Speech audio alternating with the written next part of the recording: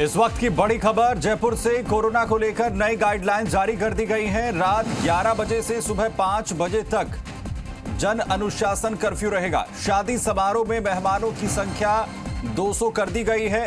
राजनीतिक आयोजनों में अधिकतम 200 लोग ही शामिल हो सकेंगे।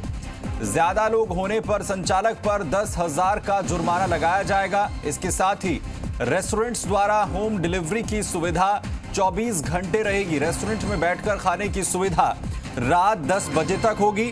और कोरोना के खतरे के बीच सरकार ने सेलिब्रेशन की हालांकि छूट दी है। 31 दिसंबर को नाइट कर्फ्यू में 2 घंटे की छूट होगी।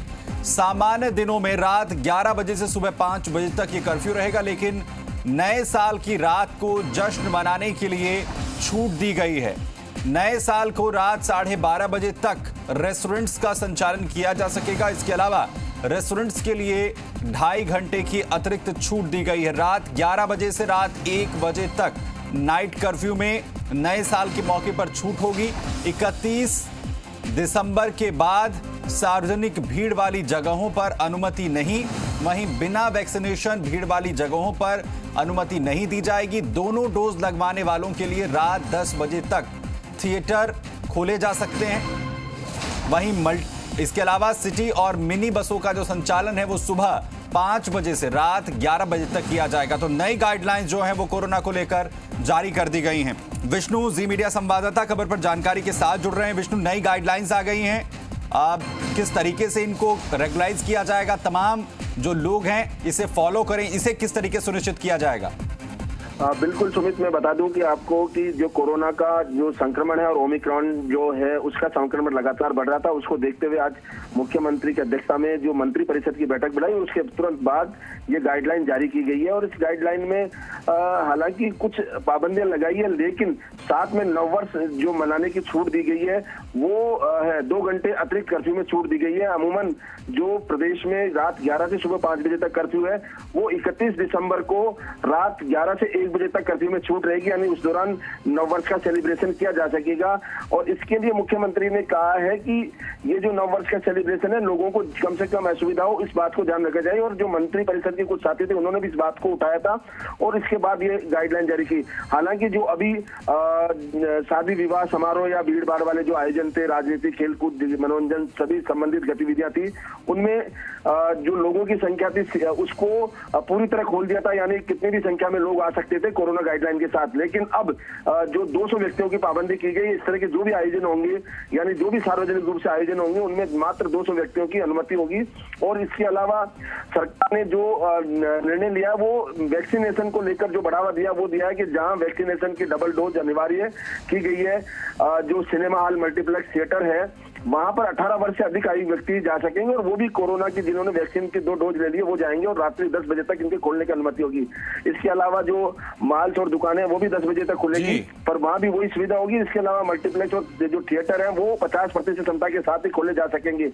हालांकि जो स्कूल और उसके जो निर्णय है उनके बारे में अभी कॉलेज के बारे में कोई निर्णय नहीं लिया गया, जबकि बच्चे जब से ज्यादा वहां आएंगे और जो उसमें प्रभावित हो सकते हैं, इस बारे में भी कोई निर्णय नहीं लिया गया। संभवतः आने वाले 1-2 दिन में इस बारे में कोई अलग से आदेश जारी किए जा सकते हैं। और इसको अलावा जो बसों की है वो सुबह 5 से रात 11 बजे तक बसें संचालित रहेंगी। हालांकि जो ड्राइवर, कंडक्टर है उनको वैक्सीनेशन की 2 डोज अनिवार्य होगी। और जो नववर्ष पर जो रेस्टोरेंट है उनको 2.5 घंटे अतिरिक्त दिए जाएंगे, यानी रात 10 बजे तक की छूट रहती है तो 12:30 बजे तक खोल सकेंगे। और इसके अलावा 24 जो छोटे रेस्टोरेंट है उनमें 24 घंटे होम डिलीवरी की व्यवस्था रहेगी। जी, बाजारों को लेकर क्या सिचुएशन अभी रहने वाली है? क्योंकि हम राजधानी दिल्ली में देख रहे हैं वहां पर जिस तरीके से केसेस बढ़ रहे हैं, ऑड इवन नंबर की हिसाब से जो है बाजारों खोला जाएगा। मॉल्स के अंदर भी परिवर्तन जो है वो देखने को मिल रहा है। दुकानों को लेकर क्या इस तरह की गाइडलाइंस जो हैं वो प्रदेश में भी जारी हो सकती हैं? सिचुएशंस को देखते हुए इनमें भी संशोधन जो है स्थिति के लिहाज से किया जाएगा? सुमित, मैं आपको बता दूं कि जो सरकार की ओर से गाइडलाइन जारी की गई है उसमें जो तमाम दिल्ली के अलावा कर्नाटक है और अन्य राज्यों के बारे में बताया गया कि वहां किस तरह की व्यवस्थाएं की गई है। और इसको लेकर उनसे कहा गया कि जहां जैसे दिल्ली में सभी स्कूल और ये बंद कर दिए गए हैं, महाराष्ट्र को लेकर भी जानकारी दी गई है, उसी के आधार पर यहाँ की गई है। अभी फिलहाल यहाँ बाजारों के लिए कोई वो नहीं है, लेकिन मॉल्स और जो दुकानें हैं वो रात 10 बजे तक खुल पाएंगे, यानी जो बाजार है वो रात 10 बजे तक खुल पाएंगे। और अभी भी 11 बजे कर्फ्यू था और 10 बजे खोलने के बाद 1 घंटा बंद होने का था। हाँ, और इसके साथ उनके कोविड की दोनों डोज अनिवार्य रूप से लगाना जरूरी होगा। स्क्रीनिंग, मास्क की और सुविधाएं रखना जरूरी होगा। माल स्टोर जो दुकानें और अन्य प्रतिष्ठान जो बाजार है उनमें इन तमाम बातों को ध्यान रखने के लिए कलेक्टर को निर्देश दिए गए हैं कि तमाम जो कलेक्टर हैं वो उन बातों का ध्यान रखेंगे। इसके अलावा जो सभी प्रकार की संस्थाएं हैं, जो मार्केट एसोसिएशन है और उन्हें जो कार्यालय हैं उनको वैक्सीन की 2 डोज 31 जनवरी तक अनिवार्य की गई है कि उनको लगाना जरूरी होगा। और इसके बाद भी अगर जो स्टाफ है, जो मार्केट में जो काम करने वाली दुकानें उनके यहाँ स्टाफ है, उनको अगर नहीं लगती है तो उसके खिलाफ कार्रवाई की जाएगी और उनको सुनिश्चित करना होगा कि उनके यहाँ डबल डोज ले चुकी है। हालांकि बाजारों को बंद करने या खोलने को लेकर कोई निर्णय नहीं हुआ है, लेकिन मुख्यमंत्री ने साफ कहा कि लोगों के रोजगार प्रभावित नहीं होने चाहिए। जी बहुत शुक्रिया विष्णु इस तमाम जानकारी के लिए। नई गाइडलाइंस जारी कर दी गई है। कोरोना के केसेस में जिस तरीके से बढ़ोतरी देखने को मिल रही है, सरकार की तरफ से कहा गया है कि लोग अपना बहुत ज्यादा ख्याल रखें, गाइडलाइंस का पालन करें और पूरी तरीके से कोशिश आपकी यही होनी चाहिए कि किसी भी तरीके से कोरोना से आपको बचना है, अपना बचाव करना है, परिवार का अपने बचाव करना है।